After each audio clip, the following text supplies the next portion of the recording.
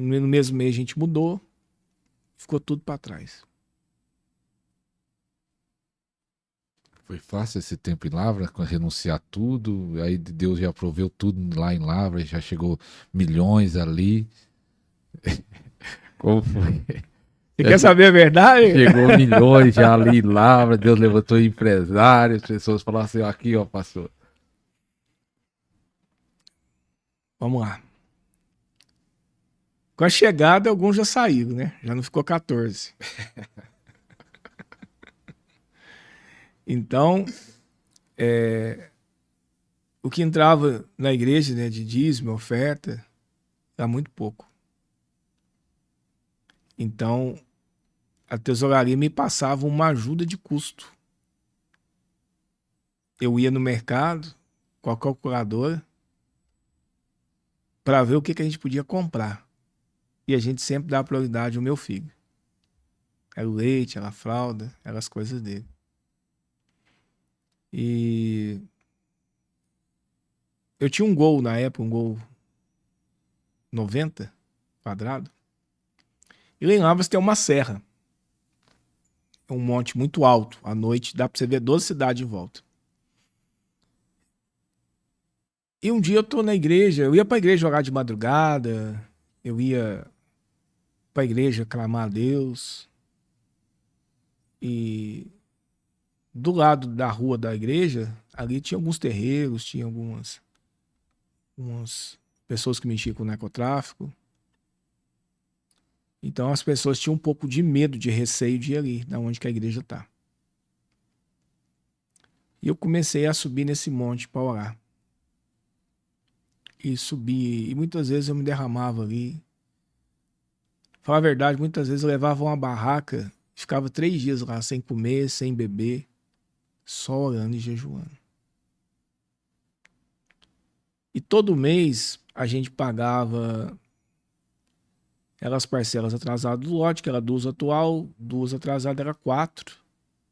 E mais um outro compromisso que a igreja tinha. Vamos pôr na época vamos pôr 2.500, 2.700 por mês. Tô falando 2008. E foi acontecendo milagres ali. A gente nunca deixou de pagar esses compromissos. Tinha um irmão lá na igreja, ele, às vezes os boletos chegavam, ele tinha o hábito, às vezes, de chegar um pouco mais cedo na igreja, ele pegava esses boletos e ele pagava. Mas eu sempre pedi o tesoureiro para restituir ele. Então a gente foi levando assim, foi levando assim.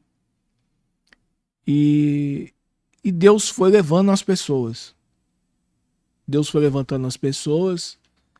Eu lembro que em 2010, uma irmã, ela vendeu uma casa. Ela deu um dízimo. Eu não lembro se a casa foi 70, 80 mil reais, alguma coisa assim. Ela deu um dízimo mais alto. Foi o de maior dízimo que entrou na igreja até então. Eu não lembro se foi 2010 ou 2011. Foi a primeira vez que eu recebi um salário da igreja. Nas subidas e descidas desse monte, o meu carro quebrou a longarina 10 vezes. Aí as coisas foram acontecendo, as pessoas foram chegando. E nisso havia uma pressão do ministério de abrir outras igrejas na cidade. E eu fui abrir a segunda, abri a terceira, abri a quarta igreja. Ganhei um terreno, construí uma igreja. Tudo com recurso próprio ali da igreja. E eu sempre falo que a nossa igreja é uma igreja de trabalhadores, né? São pessoas que trabalham no posto de combustível, donos de casa, pessoas que têm prestação de serviço, né? São pessoas do dia a dia. Pessoas que Deus levantou e eu amo essas pessoas, essas colunas maravilhosas que Deus colocou na nossa vida. Tem honrado a Deus, né? Tem honrado o ministério. E nesse dízimo que que essa irmã deu, eu fui lá e quitei o resto da dívida. Eu acho que o resto da dívida ficaria em 6 mil reais. Eu fui lá e quitei. Passamos a escritura do terreno da igreja, né? Então a dívida já tinha sido paga. Foram 3 anos, após muita muitos desafios.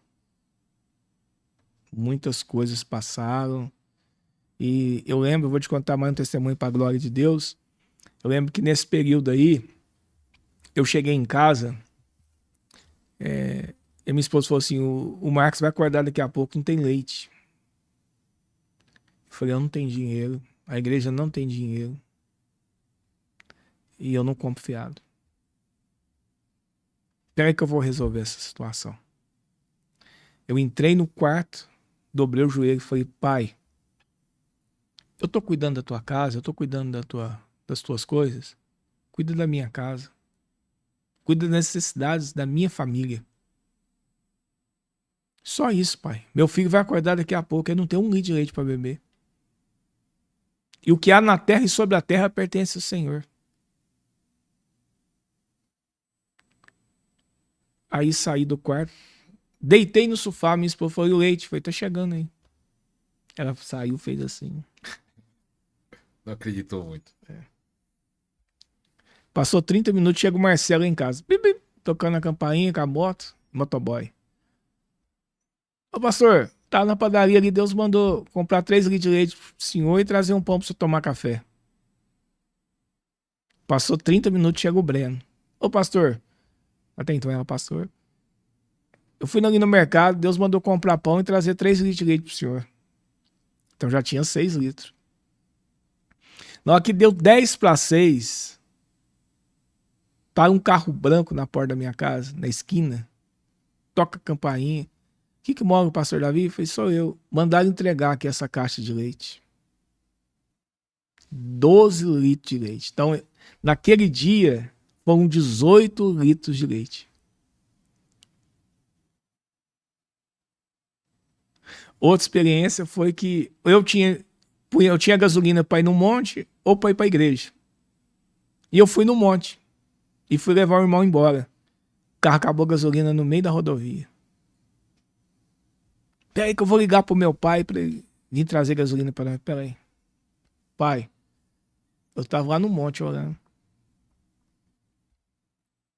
Abastece meu carro para chegar no posto. Ele olhou para mim assim. Falou,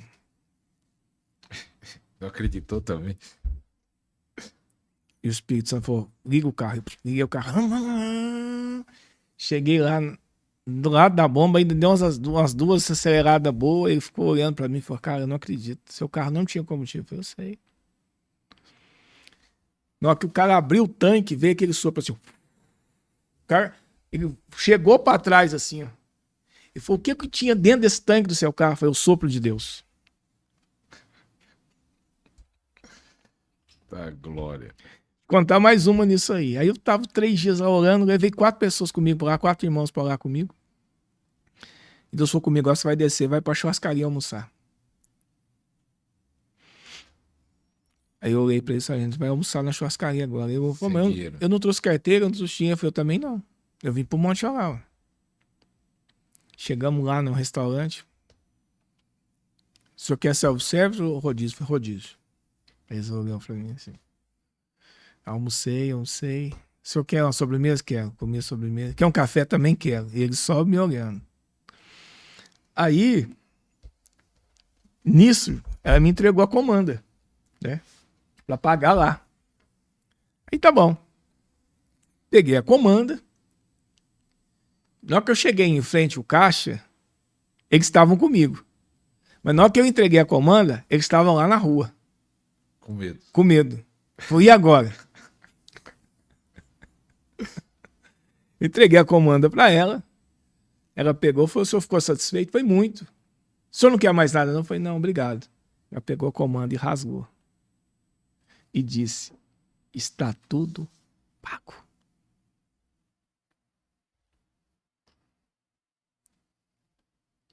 Deus. Tudo. Então, assim, foi um tempo de muita busca. Tipo, Deus recompensando o sacrifício, né? Sim, de muita intensidade. Eu falo que eu fazia 6 semanas de jejum ordenados. Depois, se quiser, eu falo isso lá na frente. E muita busca, e Deus foi honrando. Só que quando você é um novo pastor, quando você está pastoreando, você é jovem, você pode cometer erros. E eu cometi erros, mas querendo acertar.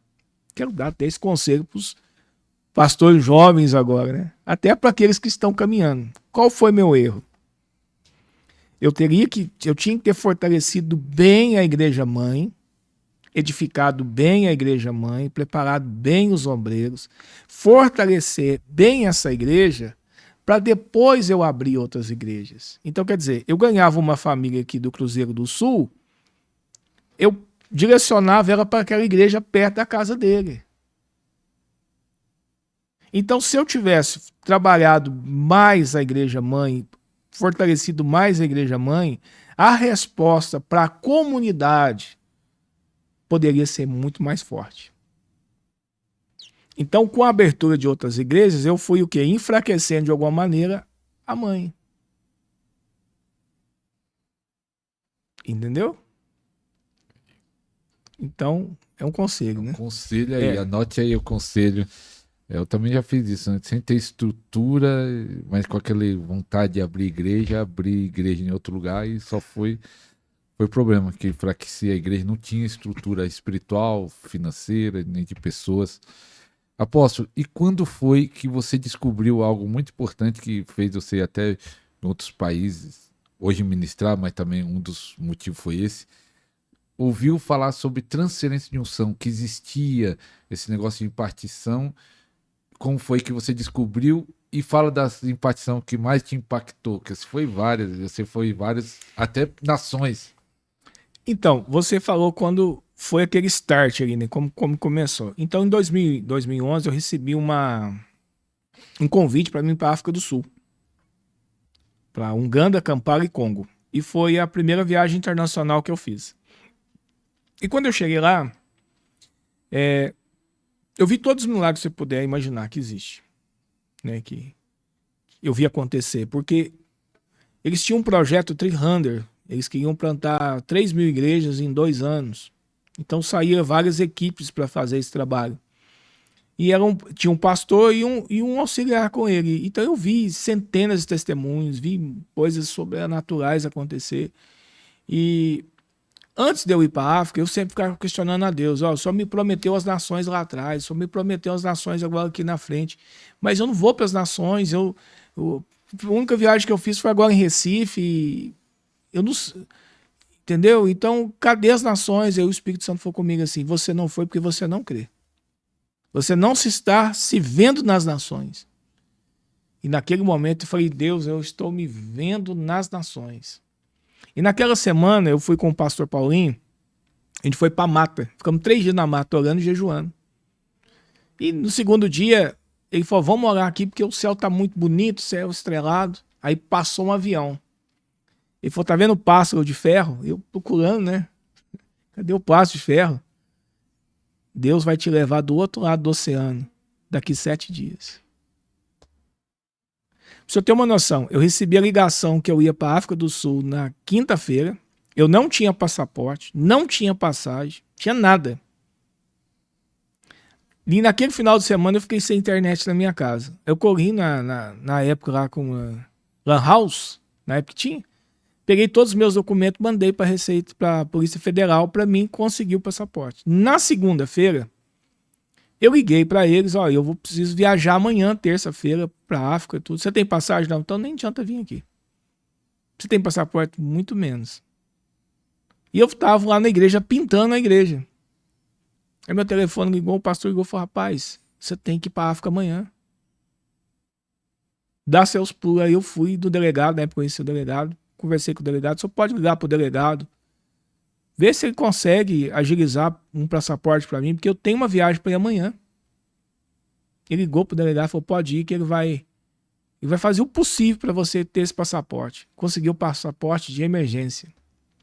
Na terça-feira eu estava entrando no voo para a África do Sul. Sabe quanto que eu levei em dinheiro? Que eu consegui juntar $100. Como que você vai para o outro lado do mundo com $100? Apóstolo, Deus preparou tudo: comida, hospedagem, tudo. tudo que você ia imaginar. Deus cuidou. Então foi uma experiência. Aí foi quando eu pus o pé nas nações. No ano de 2014, eu sofri uma uma crise ministerial. Como assim? Eu já estava como um pastor bem-sucedido. Já tinha abrido igrejas, plantado igrejas, reformado igrejas. Eu estava liderando uma frente missionária em todo o Brasil. Mas havia uma cobrança incessantemente. Teria que abrir 25 igrejas em 2 anos. E não se contava totalmente com o Espírito Santo para isso. Contava com a visão. A unção está na visão, a unção está no Espírito. Então eu entrei numa crise espiritual ali. E por eu ter muito agenda, eu pregava o Brasil inteiro. Eu vivia mais no aeroporto que na minha casa. Eu viajava o Brasil todo ministrando. Era agenda, era campo missionário, agenda, campo missionário, agenda, campo missionário. O segundo erro que eu cometi: apartar do lugar secreto. Apartar do lugar da busca. Mas estava dando tudo certo. Vamos supor, eu chegava aqui em Taubaté. Tatuapé. Eu chegava aqui e um mês aqui eu deixava uma igreja com 30 membros. Sem conhecer ninguém aqui. Era unção. Qualquer lugar que eu chegava, fiz missões no Nordeste, Piauí, Ceará, Amazonas. E liderava os outros estados do Brasil. Então, era impressionante. Era o Paulo. Chegava com a mesinha, juntava umas pessoas ali, já estava com um grupo. Era uma coisa absurda. E tudo dando certo. Mas qual foi o segundo erro? Sair do lugar secreto. E nisso, eu fui me desgastando, fui cansando. Foi uma guerra espiritual violenta esse ano. Foi um nível de guerra espiritual que você não tem noção. E eu estava cansado. E como pastor eu me sentia realizado, mas aqui dentro faltava algo. E eu queria parar, eu queria desistir. Queria dar um basta. Eu lembro que eu cheguei em casa, contei isso para minha esposa, a gente chorou muito no quarto. Ele falou: vamos sair, vamos tomar um sorvete. Aí saímos de carro, eu passei em frente a uma agência de venda de passagem. Aí uma voz falou comigo assim: vai para Colômbia.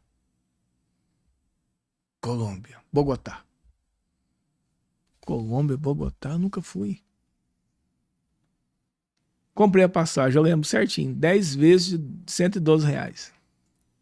E fui. Não conhecia nada de Colômbia, nem de igreja. Nada. E só falei: para onde que eu vou? Centro Mundial do Avivamento. Fui lá para a igreja, cheguei lá com a mala, sem falar espanhol, e muito menos entendendo espanhol. E cheguei lá, eles falaram: a gente vai preparar uma habitação para o senhor, que no caso era um hotel, um lugar para me ficar. Beleza.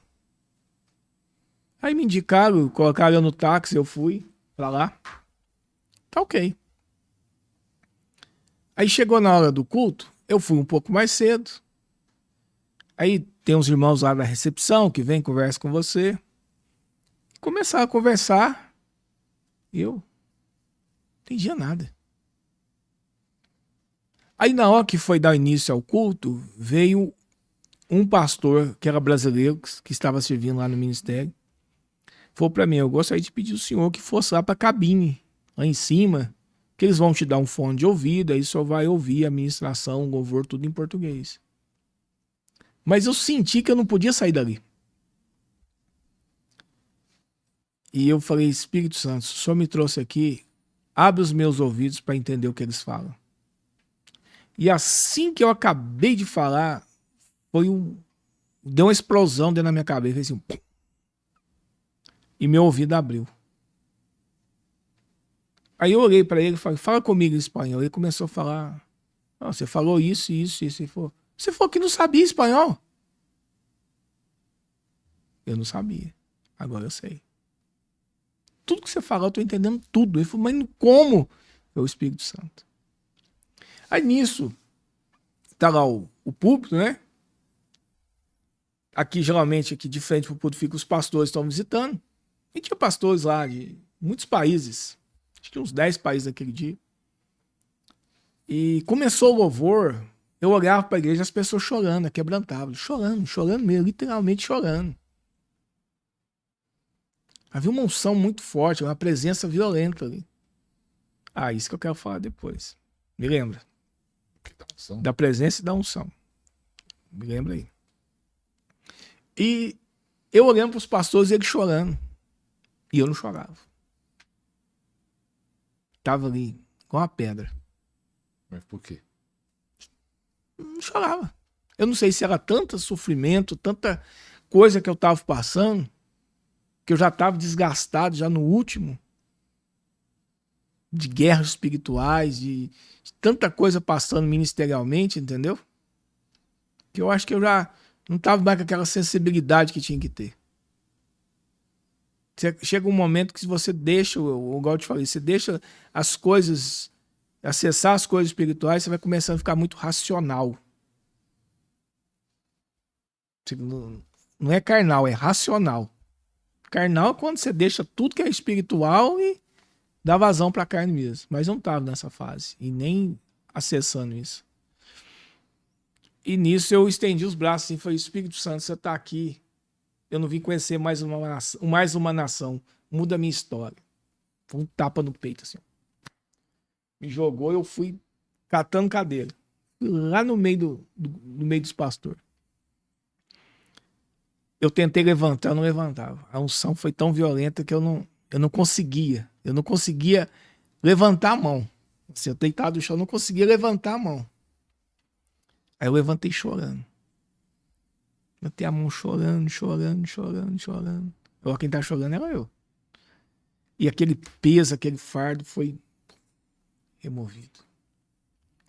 Aí a hora que o pastor entrou, o pastor Ricardo entrou uma nuvem junto com ele. Eu falei, gente, o que é aquilo ali? E ele falou palavra de ciência, palavra de sabedoria, como muitos falam. O Senhor está curando aqui alguém da audição, curando alguém aqui do pulmão, alguém do estômago, alguém do braço. E eu vendo tudo aquilo ali, falei, nossa. Fez o apelo, que tanta gente aceitando Jesus. Eu falei, meu Deus, eu nunca vi um negócio desse. E começou a pregar. Aqui que veio o start que mudou a minha vida.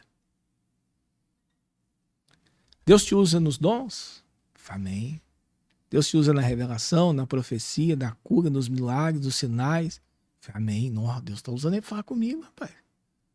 Ser um homem de oração, ser um homem de busca. Eu falei, nossa, Deus está me revelando a minha vida para ele. E eu pensando. Mas isso não é tudo. Opa, não, que ele falou isso. Porque você pode operar em todos os dons, mas não quer dizer que você conhece o Espírito Santo. Aí eu desabei no choro. Ali eu desabei. Eu disse, eu não te conheço, Espírito Santo. E fui pro quarto, aquela noite toda passei chorando. Fui pro domingo de manhã, e tanto na sexta como domingo ele partiu a unção sobre a minha vida. Voltei pro Brasil doido. Pelo Espírito Santo. E na época eu era full-time, tava tempo integral pela obra. E comecei a me trancar dentro do quarto. 1 hora, 2, 3, 4, 5, 6, 7 horas de oração. E nada acontecia, nada passava, nada. E eu lá insistindo, sendo insistente. Quero te conhecer, Espírito Santo. Tava igual o Jó, não, antes meus ouvidos ouviam falar de ti, mas agora meus olhos te veem, eu quero te ver. E numa dessas buscas, e era no monte, era no quarto.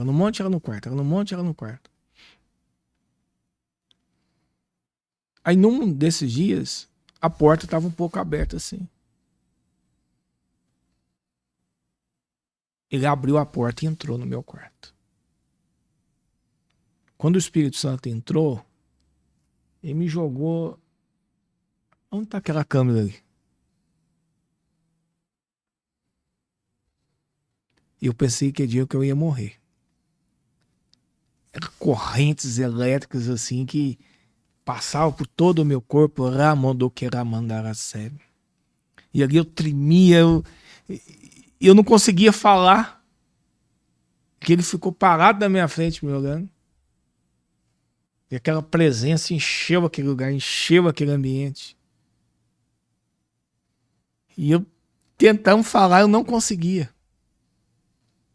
No final, eu não consegui nem chamar minha esposa para me ajudar, levar nada, não conseguia. Era uma unção, era uma presença, era algo surreal, sobrenatural. Não tem como eu te explicar, não tem como descrever. É algo incrível. E meu celular voou para frente e eu fui puxando o celular com a ponta do dedo, esticava a mão assim e apertei assim, vi o horário e falei, Espírito Santo, eu preciso ir pro culto. Eu quero ficar aqui, mas eu não avisei ninguém para preparar, para fazer. Deixa eu ir pro culto. Se o senhor quer que eu fique, eu fique. Eu fico. Mas deixa eu ir pro culto. Fiquei mais 30 minutos ali no chão. Depois que eu consegui sentar. Fui pro culto. Cheguei atrasado. Na hora que eu subi, comecei a ministrar como se fosse algo tudo normal. Mas eu lembro certinho. No altar da igreja, na frente do altar, tinha 3 degraus de escada. Eu falei, irmãos, eu quero orar por vocês e eu quero ministrar sobre a vida de vocês e o que eu recebi.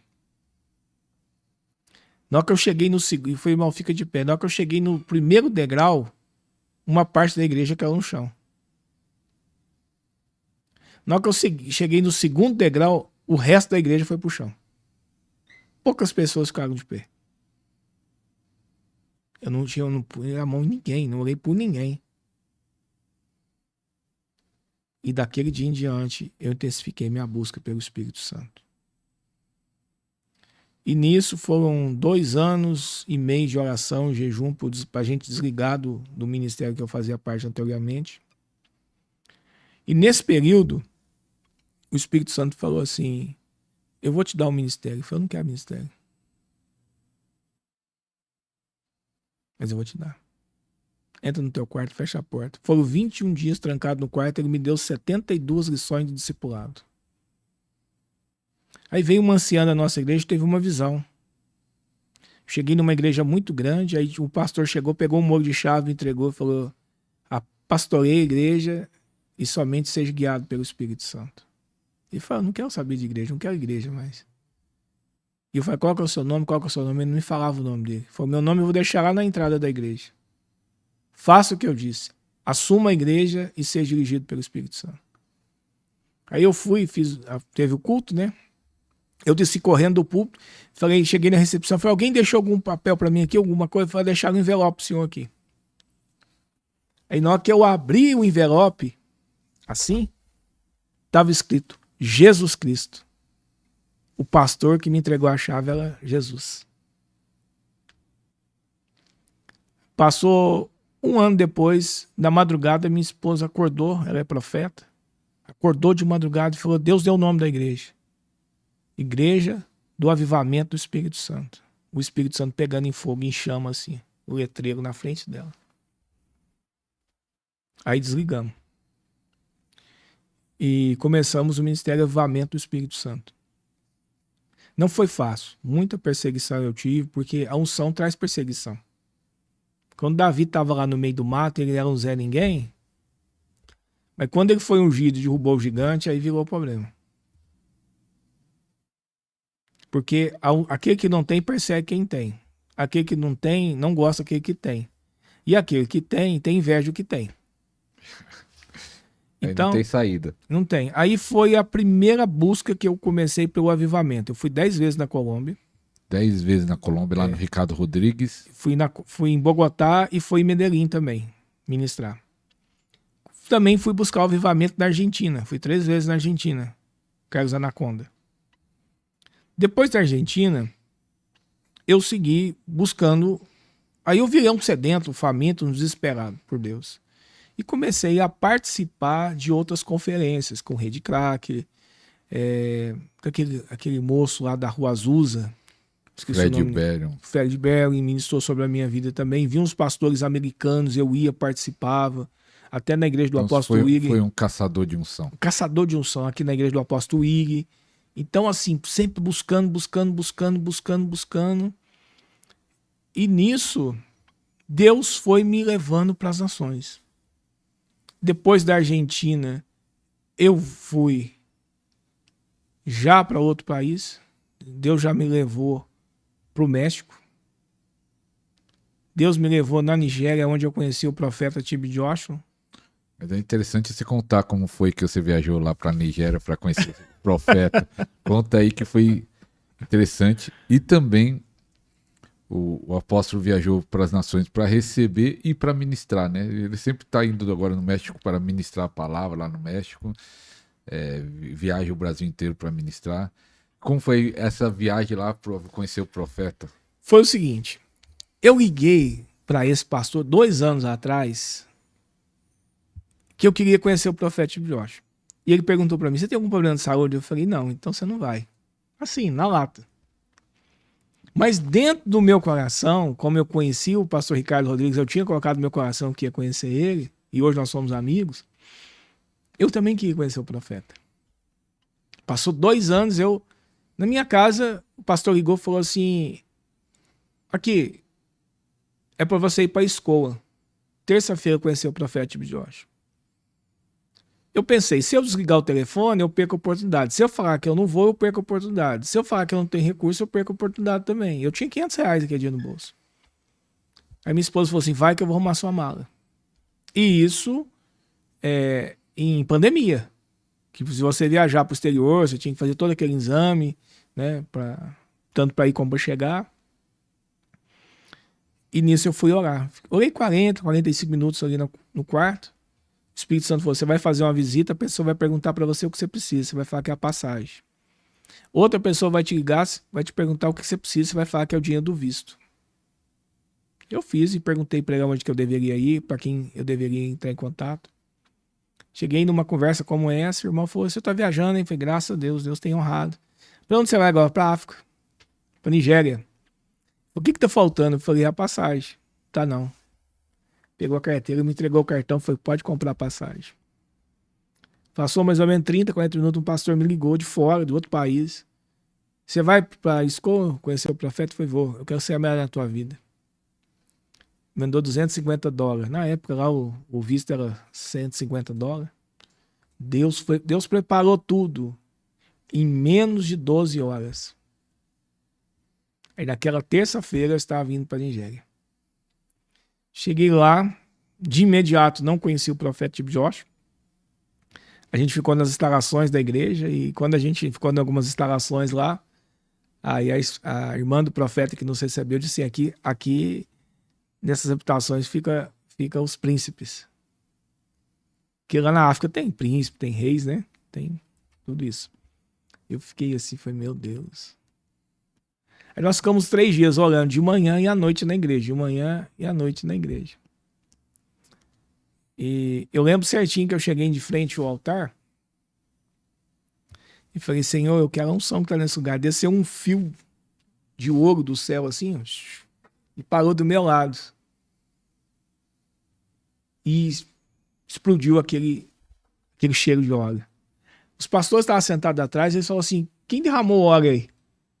Mas eles não sabiam que eu estava orando por aquilo, né? Tá bom.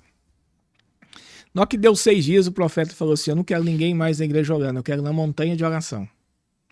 Então a gente passava de madrugada, de manhã e à tarde orando na montanha de oração. E à noite. Na hora que deu 7 dias, que era pra gente retornar pro Brasil, o profeta falou, ninguém vai embora, quero que fica mais 7 dias aqui. E foram 2 semanas tremendas. E na segunda semana foi que o profeta chegou. Ele estava 40 dias no monte. que ele nos recebeu, orou por nós, impartiu sobre a nossa vida. E foi algo assim surreal. Viu o milagre? Aqui, eu já vi milagres, mas o profeta Timóteo carregava uma unção diferenciada. Coisas, até na água da nova unção, que borrificou lá no olho de uma mulher que era cega, ela começou a enxergar na hora. E não precisou nem orar. Só daquele contato daquela água ali que Deus direcionou ele a orar por aquelas águas. Fique atento que o apóstolo Davi vai orar para essa unção vir te pegar. Aí nisso, eu fui para a Nigéria. Aí Deus abriu as portas para o México. Amanhã de madrugada, eu estou indo novamente para o México. A 10ª viagem minha no México. Já fui hoje lá em mais de 8 estados. Já preguei em mais de 82 igrejas lá. Então, assim, recebi até propostas de pastorear uma igreja lá, né? Cuidar de uma igreja lá. E Deus, depois do México, Deus me levou para Espanha, me levou para Portugal. Agora, em agosto, eu tive nos Estados Unidos também, na Flórida. E Deus me levou também ao Paraguai. E semana passada a gente estava em Fortaleza ministrando em uma conferência do Espírito Santo também. Então eu cheguei em casa na segunda, já saí ontem de noite para estar aqui hoje de manhã. Então esse ano foi um ano de muito trabalho, de muito avanço por reino de Deus. Muitas viagens, né? Já estamos fazendo agenda para o ano que vem já. Então assim, muitas portas se abriram. Agora, deixa eu ver quanto tempo nós temos ainda. Mas vou deixar você fazer as perguntas, qualquer coisa eu fecho aqui. Pode falar. Não, né? pode falar. Não, eu queria um que você falou que ia falar depois, que tem a ver com esse testemunho. Qual é a diferença de presença e unção? Tem pessoas que têm unção, mas não carregam a presença. Explica isso. A unção, ela ativa, ela opera, ela realiza, certo? A presença muda o ambiente.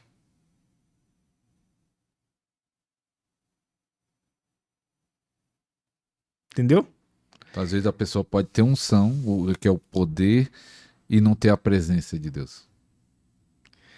A pessoa que carrega a presença, ela chega no ambiente, ela muda o ambiente. Porque tem pessoas que só buscam a unção. Só buscam os dons. Então Deus vai te dar só aquilo que você crê, aquilo que você busca, correto? Correto. E a presença busca como? Tá. Não é a mesma coisa? Para alguns vai entregar agora ou no próximo? Entrega agora, mas vai ter o próximo, né? Que não vai dar para falar tudo. Ele achou até muito 2 horas, eu falei 2 horas, não dá nem para falar tudo. Quando eu comecei a ficar sós com o Espírito Santo, vou explicar uma coisa. Tem muitas coisas que ele me deu que eu não pedi. A Bíblia diz em 2 Coríntios, a bênção apostólica. Todo mundo conhece. A graça do nosso Senhor Jesus Cristo, o amor de Deus e a comunhão do Espírito Santo seja com todos vós. A graça do nosso Senhor Jesus Cristo nos alcançou. Por isso estamos aqui. E vai alcançar aqueles que ainda não entenderam o propósito e o plano divino na vida deles. O amor de Deus foi revelado através de Cristo na cruz do Calvário. João 3,16. Mas a comunhão com o Espírito Santo está direcionada a você e a mim. Esta obra, ela precisa ser iniciada na minha vida e na sua vida com Ele. Porque existe 2 coisas diferentes do relacionamento com o Espírito Santo e intimidade. Qual é a diferença? Eu vou te dar um exemplo muito simples. Quando a pessoa está namorando, ela está noiva, ela tem um período de namoro, ela tem um relacionamento. Relacionamentos são limitados. Agora, quando ela casa, ela tem o quê? Intimidade, a totalidade. O cristão, ele opera em 3 fases. A fase das experiências, que é maravilhosa, é linda. Aquela que vive experiência, oração respondida, telefone que toca, milagre que acontece, né? Todo tipo de experiência. Ver anjo, tudo. Todo tipo de experiência. Maravilhoso. Eu creio em tudo. Tudo que é do Espírito, está na palavra de Deus, eu creio. Mas entra a segunda fase, que é a fase do relacionamento. Você lembra lá, obrigado Espírito Santo, que quando Moisés chega na sarça ardente ali, ele teve o quê? Uma experiência. Mas ao longo da sua caminhada, ele desenvolveu o quê? Mas lá na frente, Deus fala assim, eu falo com Moisés, cara, como se fala com um amigo. Intimidade. Você está vendo a diferença?